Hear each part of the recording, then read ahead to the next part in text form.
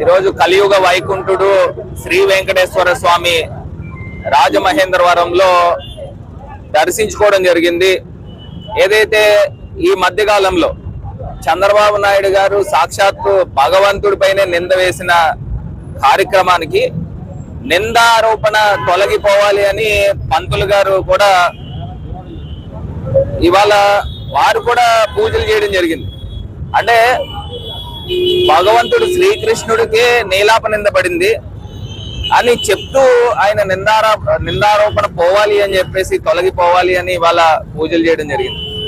అసలు నిజంగా నేను మొన్న చెప్పినట్టు చంద్రబాబు నాయుడు గారి జీవితంలోనే ఇది ఒక పెద్ద మచ్చలాగా ఆయన జీవితాంతం ఆయన చరిత్రలో నిలిచిపోతుంది. ఎందుకంటే భగవంతుణ్ణి రాజకీయాల్లోకి తీసుకుని వచ్చి తిరుపతి లడ్డూలో యానిమల్ ఫ్యాట్ జంతువుల కొవ్వు వాడారు అని చెప్పి ఒక నింద వేయడం జరిగింది.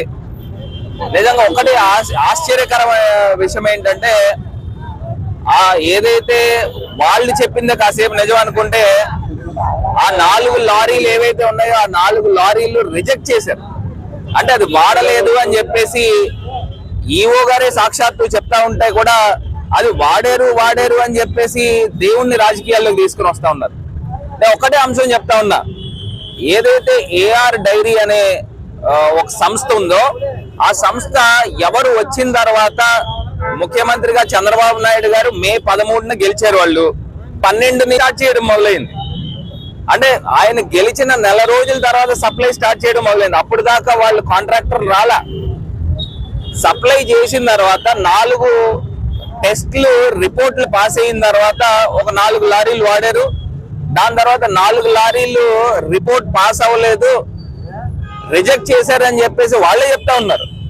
మరి ఇంత క్లియర్ కట్ గా చెప్తున్నా కూడా ఆ లడ్డూల్లో యానిమల్ ఫ్యాట్ వాడారు అని చెప్పేసి అబద్ధాలు ఏ రకంగా మాట్లాడతారు?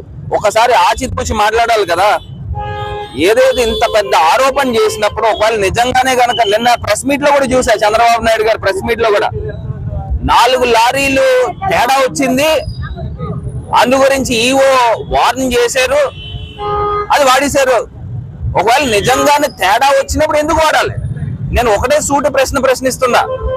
4 లారీలు తేడా వచ్చింది అని మీకు తెలిసినప్పుడు మీరు ఆయన వార్న్ చేశారంట, ఏఆర్ సంస్థని వార్న్ చేసి అయినా మారలేదు అని చెప్పేసి ఇలాగ రిజెక్ట్ చేశారు. అసలు నాకు ఒకటి అర్థం కాలేదు. ఇప్పుడు గతంలో జరిగే ప్రాక్టీస్ ఏంటి? గతంలో 2014 నుంచి 19 దాకా 14 లారీలు ఎందుకు రిజెక్ట్ అయినాయి చంద్రబాబు నాయుడు గారి హయాంలో? అంటే గీలో క్వాలిటీ లేదనే కదా రిజెక్ట్ చేశారు. జగన్ గారి హయాంలో 18 లారీలు రిజెక్ట్ చేయడం జరిగింది, అంటే క్వాలిటీ లేదనే కదా. ఇది ప్రాక్టీస్, రెగ్యులర్ గా జరిగే ప్రాక్టీస్. మీరు ఒక యానిమల్ ఫ్యాట్ కలిసింది అని మీరు ఆరోపణ చేసినప్పుడు దీన్ని మళ్ళీ ఇంకొక ఒపీనియన్ కూడా వెళ్ళాలి కదా. నేను మొన్న కూడా చెప్పినట్టు నేషనల్ ఫుడ్ ల్యాబొరేటరీస్ గజియాబాద్ కి పంపాలా?